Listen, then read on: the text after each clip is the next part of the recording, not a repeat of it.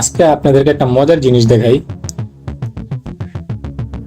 আমি এই জায়গায় যে ইয়াগুলো ড্র করছি দেখেন, আমি 12টা বাজে, না 12টা না, হ্যাঁ 12টা বাজে একটা ইয়া ড্র করছি। দেখেন এখান থেকে শুরু করে এই পর্যন্ত এটা ড্র করা মানে কি, দেখেন আমি